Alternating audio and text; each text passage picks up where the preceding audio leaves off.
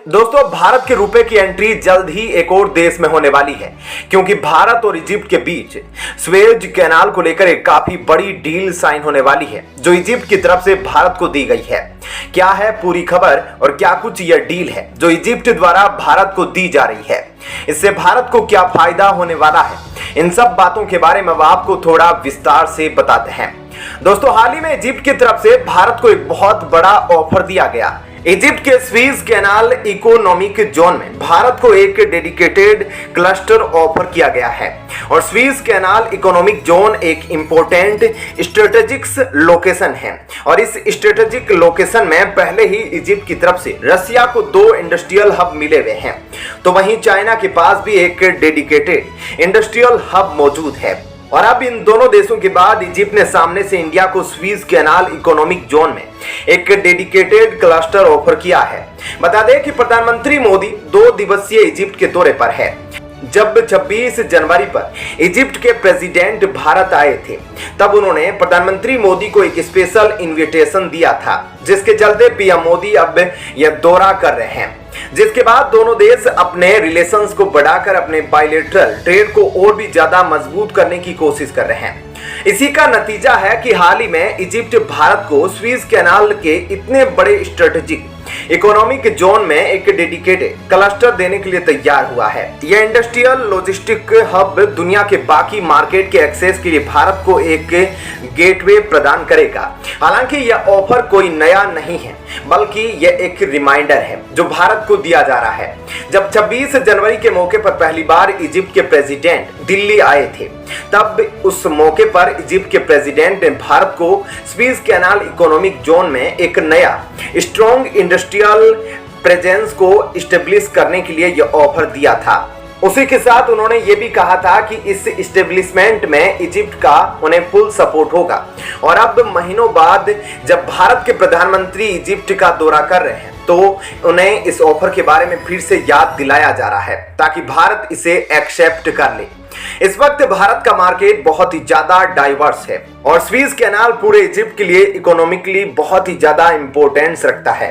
स्वीज canal economic zone के chairman ने भारत को इस ऑफर के काफी सारे एडवांटेज भी गिनाए हैं, जैसे कि इजिप्ट ने अफ्रीका, यूरोप, लैटिन अमेरिका और वेस्ट एशिया के साथ फ्री ट्रेड डील साइन कर रखी है, जिसके चलते मार्केट में रिचार्ज करने के लिए स्वीज कैनाल के इंडस्ट्रियल हब में इंडियन इन्वेस्टर को एक यूनिक और गोल्डन अपॉर्चुनिटी मिलेगी। इजिप्ट की लोकेशन भी काफी ज्यादा यूनिक है और ऐसे में स्वीज कैनाल के जरिए इंटरनेशनल ट्रेड जो है वो बहुत ही आसानी से और जल्दी मैनेज हो जाता है।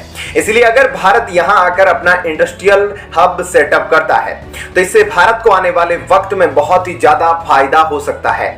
साथ ही साथ चेयरमैन ने यह भी कहा कि उनका खुद का मार्केट 100 मिलियन से ज्यादा का है, जिसकी जरूरत है भारत द्वारा बनाए जाने वाले फार्मास्यूटिकल और ऑटोमोबाइल की। पिछले साल स्वीज कैनाल इकोनॉमिक जोन में इंडिया की एनर्जी ग्रुप ACE के साथ इजिप्ट ने एक MOU साइन किया था, जिसके तहत 4.5 मिलियन स्क्वायर किलोमीटर एरिया में हाइड्रोजन और अमोनिया प्रोडक्शन के लिए एक सेटअप लगाया जाना था, जिसका सालाना प्रोडक्शन वॉल्यूम 2.2 मिलियन टन का है।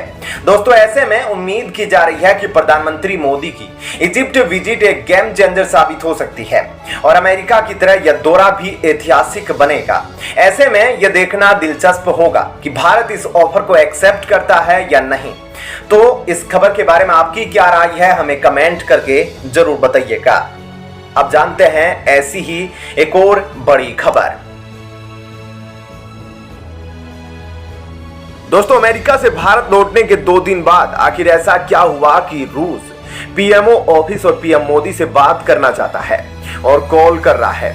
आपको बता दें कि प्रधानमंत्री मोदी जब अमेरिका गए थे, वहां पर जो सीक्रेट डील साइन की गई मोदी और अमेरिका के बीच, उससे अब रूस परेशान है, क्योंकि रूस की जो आर्थिक व्यवस्था की नींव है वह भारत है। दोस्तों, इसमें कोई दो राय नहीं कि अब भारत ग्लोबली पावरफुल देश बनता जा रहा है और यहाँ पर हर वह देश बिजनेस करना चाहता है। और इसी क्रम में जो रूस हथियार से तथा भारत को अब रूस डरा रहा है, क्योंकि भारत अब अमेरिका से वह हथियार ना खरीदने लगे।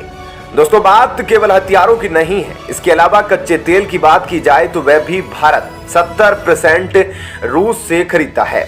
लेकिन अब अमेरिका के साथ भारत की दोस्ती देखकर रूस, जो बीच में पाकिस्तान की मदद करने लगा था, वह अब मोदी को रूस बुला रहा है। दोस्तों कहीं ना कहीं रूस की जो अर्थव्यवस्था है वह कुछ ना कुछ भारत पर टिकी है, और भारत अगर उससे हथियार खरीदना बंद कर दे तो रूस की इकोनॉमी कितने गिर जाएगी आप सोच नहीं सकते। तो यह तो पहली खबर थी कि रूस से मोदी को बुलावा आया है, और दूसरी खबर यह है कि चीन को पीछे छोड़कर अब ग्लोबली सुपर पावर बनने जा रहा है भारत। यह कैसे हो रहा है अब आपको विस्तार से बताते हैं।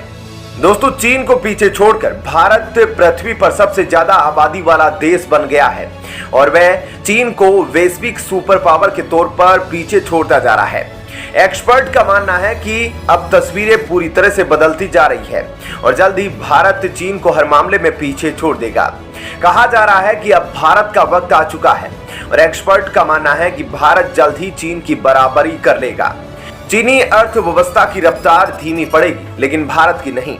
बता दें कि चीन दुनिया की सबसे बड़ी और भारत के मुकाबले 5 गुना बड़ी अर्थव्यवस्था है, क्योंकि भारतीय अर्थव्यवस्था का दुनिया में 5वां स्थान है।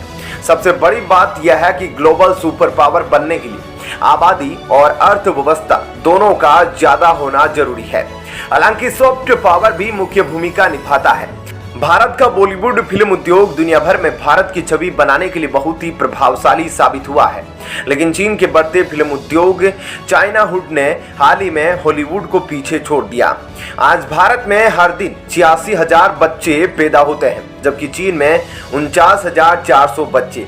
कम जन्म दर की वजह से चीन की जनसंख्या सिकुड़ रही है, और इसी सदी के अंत तक इसकी जनसंख्या का 1 अरब से नीचे आना तय है।